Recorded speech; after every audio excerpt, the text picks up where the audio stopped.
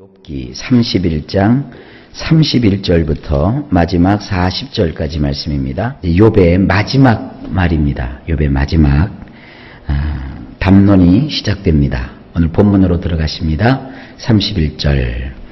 내 장막 사람들은 주인의 고기에 배부르지 않은 자가 어디 있느뇨 하지 아니하였는가. 원문 이렇습니다. 진정 나의 천막의 남자들이 하는 말이 그가 준 그의 고기에 배부르지 않은 자는 누구인가라고 하지 않았던가. 이 무슨 얘기입니까? 옛날에는 그 천막을 치고 살았는데 거기 이제 사람들이 손님들이 왔다 갔다 한다고요. 그런데 자기 집에 들어온 사람을 그냥 보내지를 않았어요.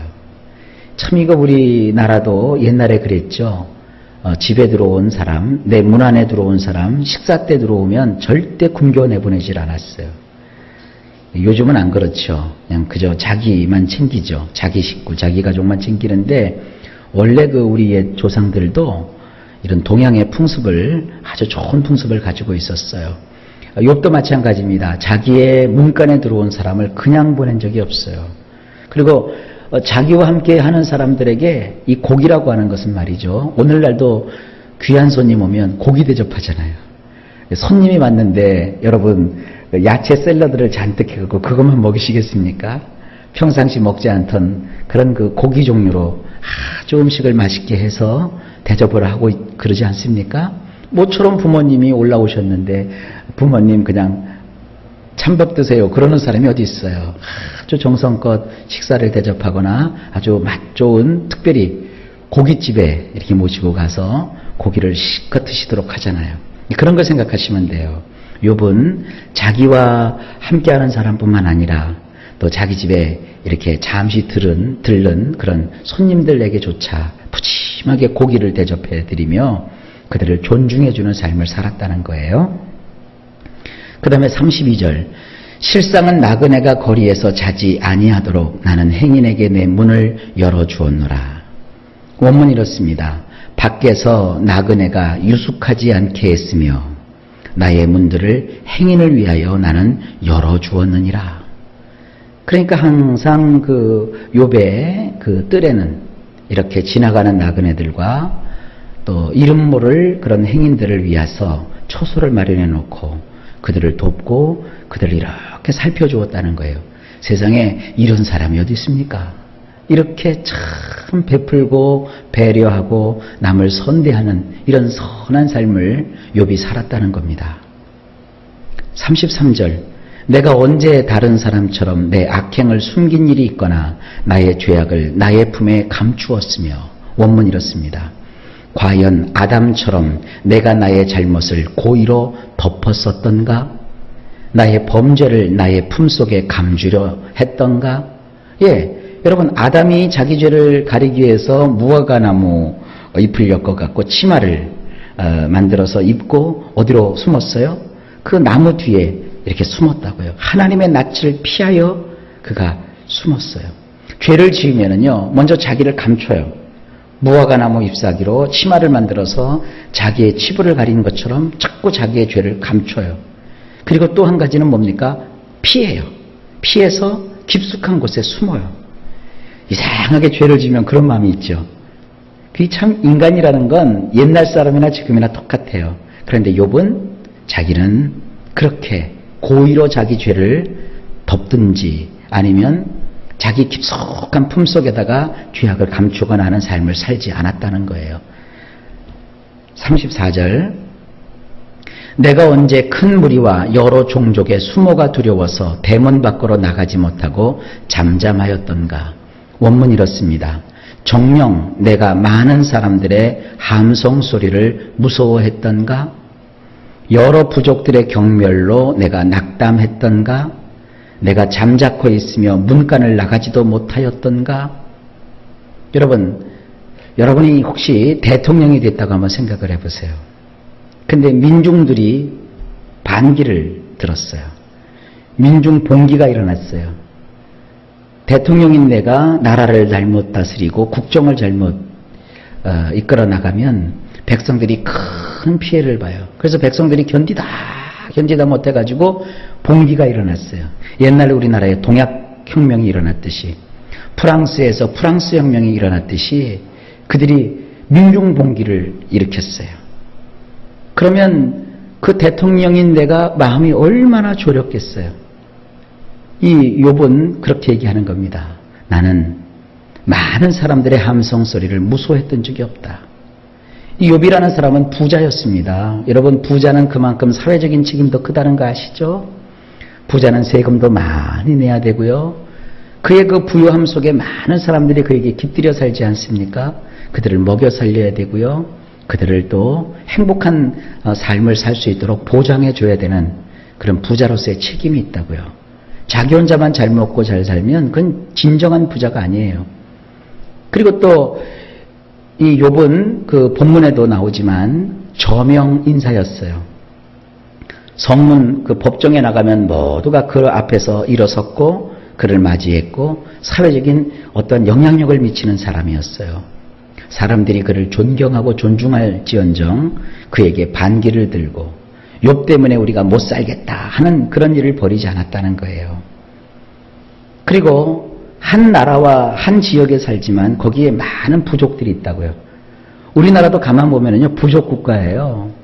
뭐 오씨, 김씨, 박씨 뭐 이런 각 씨가 있잖아요.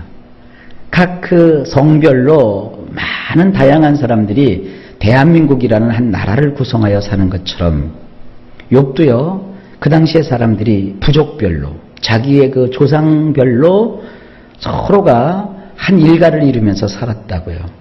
그러니까 한 지역에서 여러 부족들이 사는데 다른 부족들이 욥이 속한 그 부족을 경멸했거나 능욕했던 일이 없었다는 거예요. 그만큼 다른 부족들과도 아주 친화력 있게 지냈다는 거예요. 그리고 잠자코 있으면서 문간을 나가지도 못했다라는 것은 뭐냐면 지은 죄가 있으면 밖에 못 나가죠. 왜? 돌 맞을까 봐. 또 무리들 앞에 봉변을 당할까 봐 문단속을 했다는 것이죠. 그러나 욥은 그렇게 살지 않았다는 겁니다. 언제나 열려 있었고 누구에게나 친절하고 정말 인생을 잘 살던 그런 분이었다는 거예요. 그랬던 그가 큰 고난을 겪게 되었다. 그런 얘기죠. 35절 누구든지 나의 변명을 들어다오. 나의 서명이 여기 있으니 전능자가 내게 대답하시기를 바라노라. 나를 고발한 자가 있다면 그에게 고소장을 쓰게 하라. 이거 우리 성경으로 많이 읽어도 이 뜻이 뭔지 잘 몰라요. 그래서 원문으로 꼭 봐야 됩니다. 원문으로 보면 이렇게 되어 있습니다. 누가 나에게 귀를 기울일 것인가? 나에게는 보라. 나의 표시가 있느니라. 전능자께서 나를 검증해 주실 것이라. 나와 다투려는 사람이 작성한 문서이니라. 그냥 원문에 있는 그대로를 제가 옮겨놨어요. 자, 이걸 조금 이해를 좀 해봅시다. 내가 그렇게 선하게 살고 착하게 살고 남과 원수지지 않고 살았는데 그런데 아무도 지금 나의 말에 귀를 기울이고 있지 않다는 거예요. 그런데 주의를 환기시키죠. 보십시오. 보라. 나의 표시가 있느니라. 우리 성경에서는 이것을 그냥 서명이라고 표현을 했는데 이 서명이라는 말보다는 어떤 표시가 있다는 거예요. 그게 무슨 표시인지는 우리가 몰라요. 왜냐하면 성경 본문에서 이것이 무슨 표시라라고 명확하게 밝히고 있지 않기 때문에 이게 무슨 표시인지는 몰라요. 하여간 그가 어떤 표시를 가지고 있대요. 이제 그가 말합니다. 전능자가 나를 검증해 주실 것이라. 너희들은 나에 대해서 여러 가지 얘기를 하고 진단을 하지만 그건 다 옳지 않다 이거예요. 나 나름대로의 표시가 있다. 이건 이제 우리식으로 얘기하면 이런 표현이 좋을 거예요. 나 나름대로의 생각이 있다. 나 나름대로의 너희들이 드러내주지 않고 너희들이 그것을 알아주지 않는다 할지라도 나만이 가지고 있는 그 어떤 것이 있다. 이거 요즘 사람들 말에 의하면 나만의 한 방이 있다 이겁니다. 나만의 그 어떤 한 방이 있다. 이제 전능자께서 나를 검증해 주실 것이라. 나와 다투려는 사람이 작성한 문서이니라. 이게 뭔지는 몰라요. 근데 원문은 이렇게 되어 있습니다. 이제 그 다음 구절로 넘어가 봅시다. 36절. 내가 그것을 어깨에 매기도 하고 왕관처럼 머리에 쓰기도 하리라. 이것도 난해 구절 중에 하나인데 원문으로 보십니다.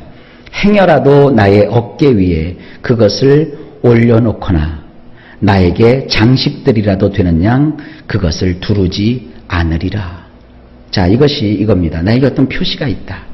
그렇다 할지라도 이것을 내가 내 어깨 위에 올려서 봐라! 내가 이렇다! 하고 올려놓지 않겠다. 그리고 마치 액세서리를 달고 다니듯 그 표시를 내가 이렇게 탁 두르고 다니면서 봐라! 이렇게 내가 떠버리지 않겠다. 내 마음속 깊숙한 곳에 오직 전능자만이 검증해 주실 수 있는 그 어떤 표가 있다. 아직은 내가 밝힐 수가 없지만 그 뭔가가 있다. 이렇게 욥이 말하고 있습니다. 그 다음에 37절. 내 걸음의 수요를 그에게 알리고 왕족처럼 그를 가까이 하였으리라. 원문 이렇습니다. 내 걸음의 숫자를 나는 그분에게만 고하리라. 지도자가 하듯 나는 그분께 가까이 다가가리라. 여러분, 사람이 세상을 살아갈 때 평등하죠. 사람 위에 사람 없고 사람 밑에 사람 없어요. 하지만 사람마다 각자의 신분과 지위와 자격이 있어요. 예를 들어서 우리가 서울대학교 정문을 통과해서 서울대학교 구경원 갈 수 있어요. 그렇죠? 우리나라에서 가장 좋은 대학교인 서울대학에 구경도 가고 교실도 둘러보고 서울대 가서 학생들과 더불어 매점에 들어가서 또 물건도 살 수도 있고요. 거기 가서 식당 가서 밥도 먹을 수 있어요. 그러나 서울대 시험을 치루어서 합격을 해서 그 학교 학생이 되지 아니하면 수업을 참관하여 수업을 통하여 점수는 딸 수 없어요. 같은 사람이어도 서울대 학생이 아니면 학점은 서울대에서 딸 수 없어요. 또 한 가지만 얘기합니다. 아무리 인간이 평등하다고 해도 우리가 어떠한 자격이나 신분도 갖추지 못한 채 청와대에 들어갈 수 없어요. 거기는 대통령과 대통령이 부른 사람, 또 관계가 되어 있는 사람, 출입이 허락되어 있는 사람만 출입할 수 있는 특별한 지역이에요. 그곳에 들어갈 수 있는 사람은 누굽니까? 자격을 갖춘 사람. 이것이 바로 지도자입니다. 그러니까 하나님께는 우리가 다 누구나 나갈 수 있는 것 같지만 여러분, 좀 세상 시쳇말로 제가 쓸게요. 개나 소나 다 하나님께 나갈 수 있는 게 아니에요. 하나님은 왕 중에 왕이십니다. 자격을 갖춘 사람이 그분께 나갈 수 있는 거예요. 그러니까 욥은 지금 그런 얘기를 하는 겁니다. 지도자들이 최고로 높은 그분에게 품위를 가지고 자격을 갖추고 나아가는 것처럼 나는 하나님께 그렇게 다가갈 것이라.